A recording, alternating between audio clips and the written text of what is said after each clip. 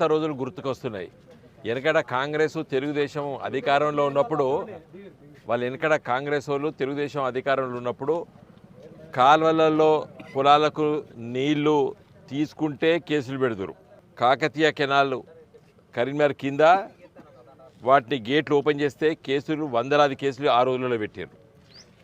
ఇప్పుడు ఇక్కడ నర్మలా ప్రాజెక్ట్ కింద అదేవిధంగా ఈ మల్లన్న సాగర్ నుంచి వచ్చేటిది ఇవన్నీ కూడా కాల్వల ద్వారా నీళ్ళిస్తాం. మేము మరి తెలంగాణ వచ్చిన తర్వాత కేసీఆర్ ముఖ్యమంత్రి అయిన తర్వాత మరి వాగులలో కొన్ని నీళ్ళు వదిలిపెడితే బాయిల కాడ బోర్ల కాడ నీళ్ళు వచ్చేది, రీఛార్జే వచ్చేది. ఈసారి ఆ పని చేస్తే మరి ముస్తాబాద్ పోలీస్ స్టేషన్లో కేసులు పెట్టి రైతుల్ని హింసిస్తున్నట్టు మరి ఇప్పుడు తెలియవచ్చింది. నాకు ఇప్పుడే తెలుసుకున్నాము. డిపార్ట్మెంట్ కూడా అక్కడనే పెట్టారు సార్. మరి ఇది చాలా ఘోరమైనటువంటి విషయం. ఇది మళ్ళీ రైతులపై కేసులు పెట్టడం చాలా అన్యాయము. నేను రాష్ట్ర ప్రభుత్వాన్ని మరి ఇప్పుడు ఉత్తమ్ కుమార్ రెడ్డి గారు ఇరిగేషన్ శాఖ మంత్రి ఉన్నారు, తుమ్మల నాగేశ్వరరావు గారు వ్యవసాయ శాఖ మంత్రి గారు ఉన్నారు, రేవంత్ రెడ్డి గారు ముఖ్యమంత్రి గారు ఉన్నారు. నేను ముగ్గురిని కోరుతున్నాను, వెంటనే రైతులపై పెట్టిన కేసులన్నీ కూడా విత్డ్రా చేయాలి, విరమించాలి. రైతులు ఏమి దొంగతనం చేయవేనరా? ఎందుకు కేసులు పెడతారు? కాలువల నుంచి వెళ్ళి నీళ్లు వాగులకు వదిలిపెడితే అక్కడ బోర్లు ఇవన్నీ కేసీఆర్ నేర్పిండు వాళ్ళకి. గత 10 ఏళ్ళకి వెళ్ళి ఎందుకు ఇంత పంట పండింది తెలంగాణ లోపల? తెలంగాణ కళ్ళతోని తెలంగాణ గుండెతో ఆలోచిస్తే సమస్యలు పరిష్కారం అవుతాయి.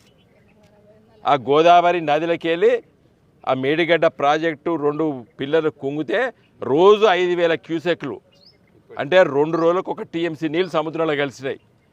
ఈ 3 నెలల లోపల దాదాపు 45 టీఎంసీల నీళ్ళు పోయి సముద్రంలో కలిసినాయి. 45 టీఎంసీలు ఎత్తిపోతలు తీసుకొస్తే ఒక మిడ్మానర్ నిండు, ఒక ఎల్ఎండి నిండు, ఇక్కడ ఈ ప్రాంతం మొత్తం కూడా చెరువులు కుంటలు కూడా నింపబడితే ఇలా రైతులు ఈ బాధలు పడకపోతురు. నిన్నటిదాకా నీళ్ళు లేక రైతులు బాధపడ్డారు. కొంత ఎండిపోయింది, ఉన్నదైనా చేతికి వచ్చేటువంటి పంట పొట్టబెట్టి అది ఈనిన తర్వాత మరి నిన్న పడ్డటువంటి అకాల వర్షాలు దురదృష్టవశాత్తు దేవుడు కూడా ఇప్పుడు మరి కనకరించలేదు.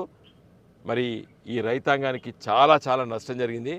నేను ఇక్కడ ఉన్నటువంటి వ్యవసాయ అధికారులను డిమాండ్ చేస్తున్నాను, మీరు ప్రతి ఎకరాన్ని సర్వే చేయాలి, రాష్ట్ర ప్రభుత్వానికి నివేదికలు పంపాలి.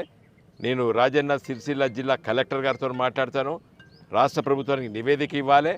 వెంటనే రాష్ట్ర ప్రభుత్వం స్పందించి ప్రతి ఎకరానికి 15,000 నుండి 20,000 రూపాయల వరకు కంపెన్సేషన్ ఇవ్వాలని చెప్పి నేను డిమాండ్ చేస్తున్నాను.